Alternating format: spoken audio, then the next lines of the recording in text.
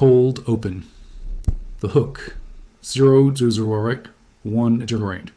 Sound. A single heartbeat monitor beep, slow and steady, then silence. Somewhere in a hospital in Ohio, a little girl named Mia is waiting for a diagnosis. Her doctors know something is wrong. They just don't know what. The answer is hiding inside a tangle of proteins so complex that today's fastest supercomputer would need longer than the age of the universe to fully map it. That's not an exaggeration. That's math. Sound. A low, tense synth pad begins. For 70 years, we've solved problems like this by making computer chips smaller, faster, more crowded with transistors. It worked again and again like clockwork until it didn't. Somewhere around 2020, in labs from California to Delft to Hefei, a group of scientists quietly admitted something that would have sounded like science fiction a generation earlier. Silicon, the material at the heart of every phone, every laptop, every hospital computer on Earth, was running out of road. And in its place, something almost unbelievable has started to work. Not a faster chip, not a smarter chip, not a faster chip, not a smarter chip. Tonight, we're going to tell you how a handful of researchers just confirmed the most important computing breakthrough since the transistor itself, and why it might decide who cures the next disease, breaks the next code, or builds the next century's economy. Stay with us. Because this isn't just about computers. It's about the limits of human knowledge and what happens when we finally push past them. Title card. Scientists confirm a quantum breakthrough beyond silicon. Chapter 1. The problem. Let's start with a question that sounds simple but isn't. What actually happens inside your phone when it thinks? Every calculation your phone makes, every photo you edit, every route Google Maps draws for you, comes down to billions of tiny switches called transistors, flicking on and off. On means 1, off means 0. That's it. That's the entire alphabet of modern computing. Ones and zeros, arranged in staggering numbers, moving unbelievably fast. For decades, engineers followed a quiet promise called Moore's Law. The idea that we could pack twice as many transistors onto a chip roughly every 2 years. Smaller transistors, more power, lower cost. It was less a scientific law and more a shared act of faith, and for half a century, it came true. Sound. A soft ticking clock like a countdown. But here's the problem. Nobody wanted to say out loud, you cannot shrink something forever. Today's most advanced transistors are so small they're measured in nanometers, a scale where a single transistor is only a few dozen atoms wide. And when you get that small, something strange happens. The normal rules of electricity start to break down. Electrons, the particles that carry information through a chip, stop behaving like obedient little currents and start leaking through walls that are supposed to stop them. Scientists call it quantum tunneling. Think of it like water leaking through a dam that should be solid, simply because the dam is now thinner than the water molecules themselves. Silicon, the material that built the modern world, is approaching a wall it cannot climb. And it's not just about smaller phones. This wall has real victims. There are diseases that stay uncured because simulating a single protein folding into shape requires computing power we don't have.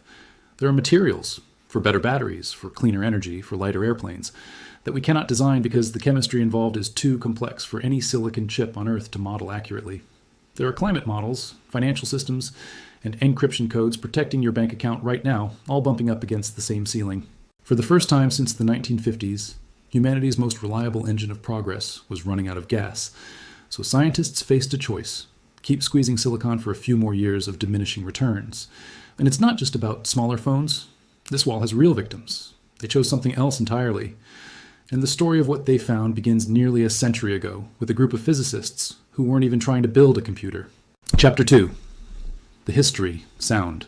Old film projector clicks, then fades into orchestral strings.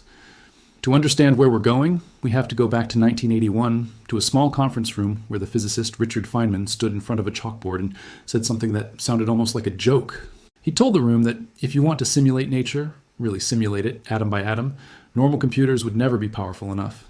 Nature itself, he said, runs on quantum mechanics. So maybe the only machine capable of truly understanding nature was one built from quantum mechanics itself. At the time, this was a beautiful idea trapped inside an impossible problem. Quantum particles are famously, maddeningly fragile. They exist in strange in-between states. A particle can behave like it's spinning both up and down at the same time, a condition called superposition. Two particles can become linked so completely that measuring one instantly affects the other, no matter how far apart they are, a phenomenon Einstein himself distrusted enough to call spooky action at a distance. These two properties, superposition and entanglement, are the secret ingredients of quantum computing. Instead of a bit that's either 0 or 1, a quantum bit, a qubit, can be a bit of both at once.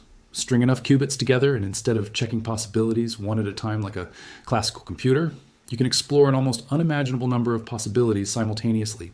It's the difference between one person walking through a maze, taking one path at a time, and 1,000 ghostly copies of that person walking every path at once, then collapsing back into the one that found the exit. For decades, this stayed theoretical. Building a real qubit meant controlling a single atom or a single particle of light with a precision that seemed almost cruel to attempt. The slightest vibration, the faintest stray magnetic field, even ordinary room temperature heat, could destroy the fragile quantum state in a fraction of a second, a problem researchers grimly nicknamed decoherence. Throughout the 1990s and 2000s, small experimental qubits blinked in and out of existence in university labs, more proof of concept than practical tool. Governments poured billions into the race anyway, because everyone understood the prize. Whoever mastered this first wouldn't just build a faster computer.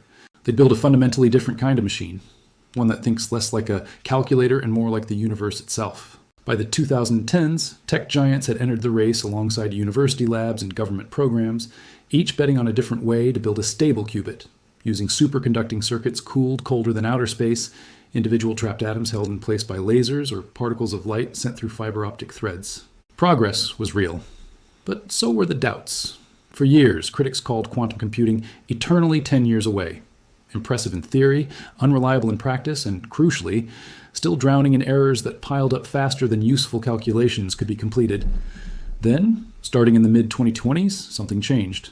And it didn't happen all at once. It happened on 3 fronts at the same time. Sound, tension building, low electronic pulse. Picture 3 separate teams in 3 separate parts of the world, each chasing the same impossible goal from a completely different direction, like 3 groups of explorers trying to reach the same mountain summit from 3 different sides. The first team builds qubits out of superconducting circuits, tiny loops of metal cooled down to nearly absolute zero, colder than deep space itself. Their biggest enemy has always been noise. Every stray vibration corrupts the calculation. For years, the brutal irony of quantum computing was that adding more qubits made errors worse, not better. More moving parts, more ways to fail. In December 2024, that irony broke. A research team demonstrated something called below-threshold error correction, proof that, for the first time, adding more qubits to their system actually reduced the error rate instead of amplifying it. It sounds like a small technical detail. It is not. It's the equivalent of discovering that building a taller bridge somehow makes it more stable, not less. It flips the entire physics of scaling on its head, and it tells engineers that a much larger, much more reliable machine is now, for the first time, a realistic target instead of a hope. The second team made an even stranger bet. Instead of fighting decoherence with better shielding and colder refrigerators, they asked a different question. What if we could build a qubit that was naturally, structurally resistant to noise, not through brute force protection, but through its own shape? This is the idea of a topological qubit. Imagine tying a knot in a rope. You can shake the rope, twist it, yank on it. The knot stays a knot because its identity comes from its structure, not from any single fragile point. Encode information in something knot-like instead of something delicate, and in theory, you get a qubit that shrugs off the everyday chaos that destroys ordinary quantum states. For years, this was considered the most elegant idea in the field, and the hardest to prove. The particle at the center of it, a strange ghost-like state of matter called a Majorana quasi-particle, was so difficult to detect that some physicists spent entire careers chasing false signals. Then, in early 2026, a research collaboration achieved something that had eluded the field for over a decade. A clean, verified, repeatable readout of one of these topological states. A direct measurement confirmed and published that the elusive signal researchers had been chasing was finally, reliably, real. The third team went in a completely different direction. Instead of superconducting circuits or exotic particles, they used something almost startlingly simple. Individual atoms, floating in a vacuum, held in place not by wires, but by beams of laser light, acting like microscopic tweezers. The advantage is almost poetic. These neutral atom systems don't need the extreme building-sized cooling equipment that superconducting qubits demand. Some of the underlying optical control can even happen closer to room temperature.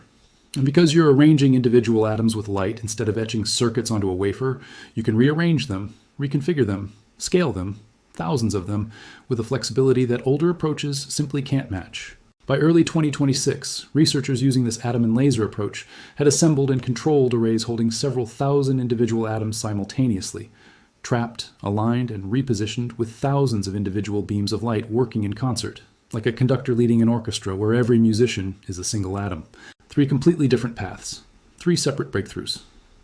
And for the first time, all 3 were pointing toward the same conclusion at nearly the same moment. The wall wasn't just crackable, it was cracking. Chapter 4.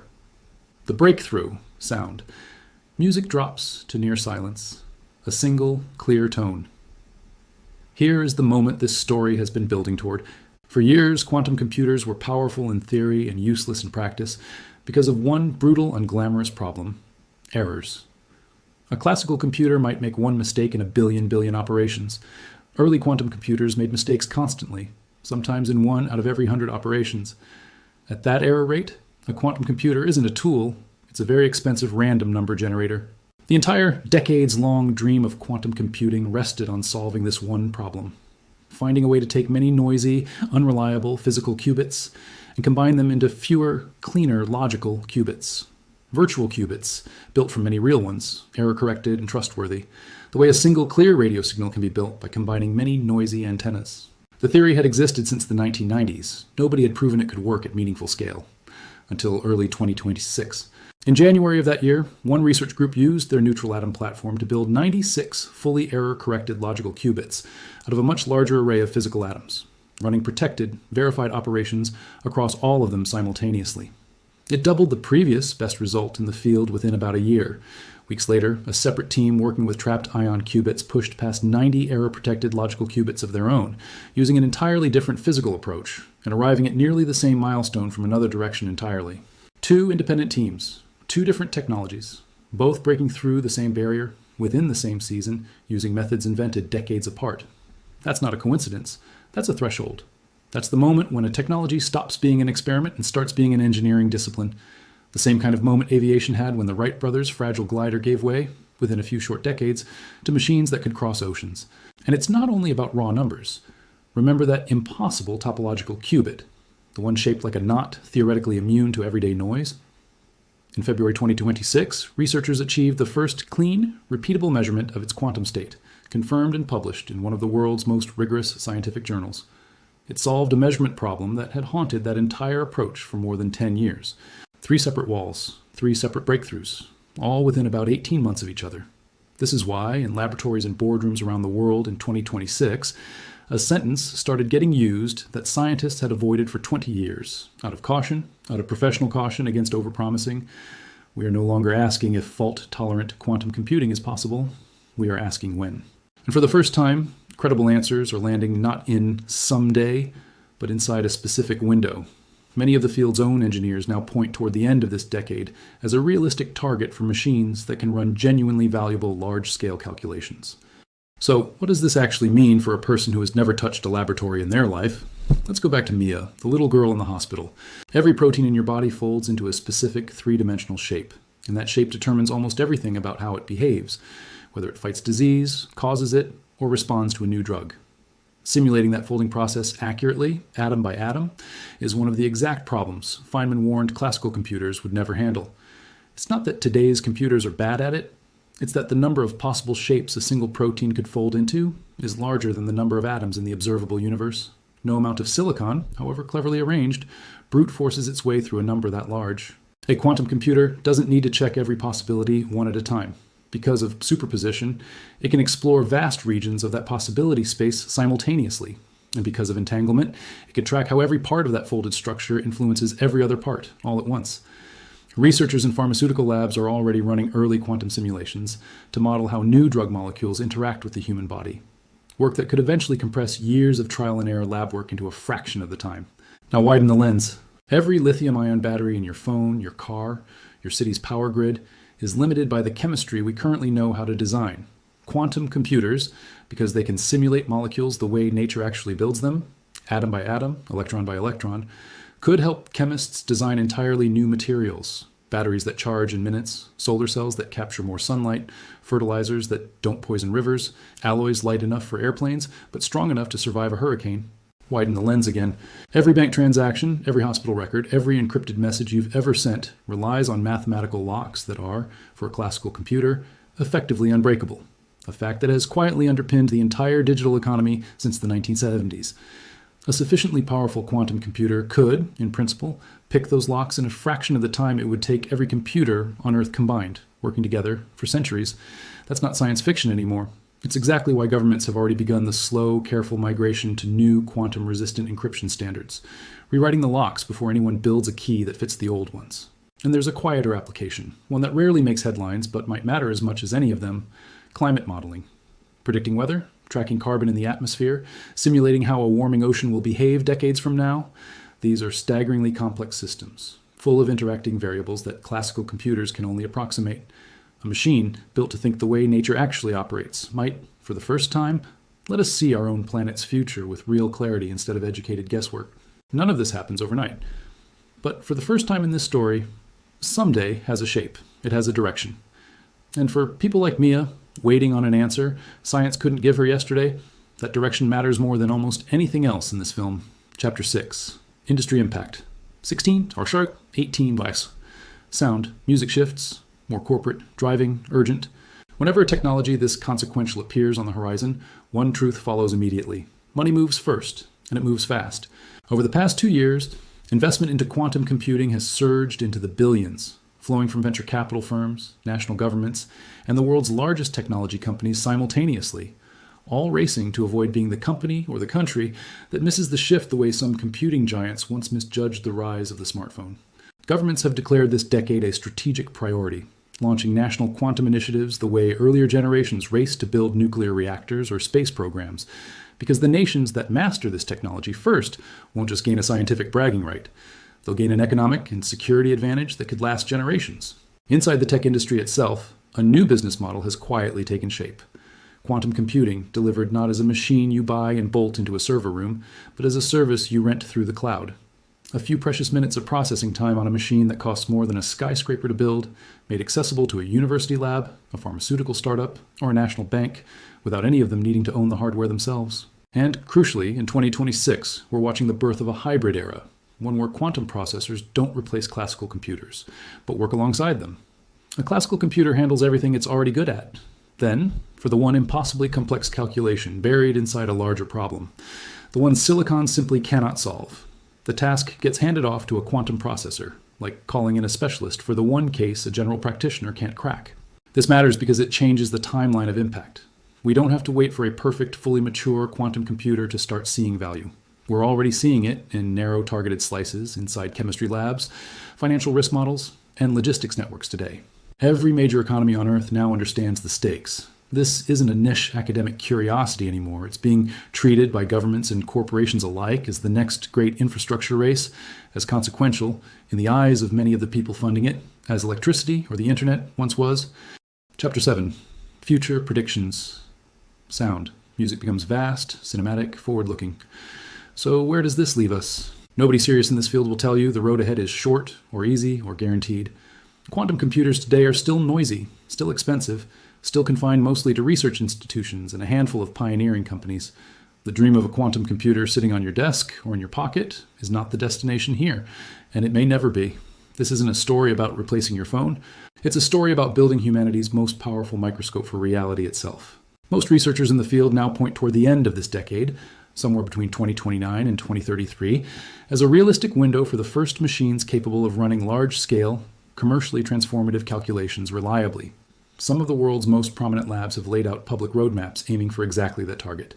Before then, expect the hybrid era to deepen. Quantum processors, quietly embedded inside classical systems, invisible to the public, solving narrow, specific problems in medicine, chemistry, and finance, long before anyone builds a general-purpose quantum machine.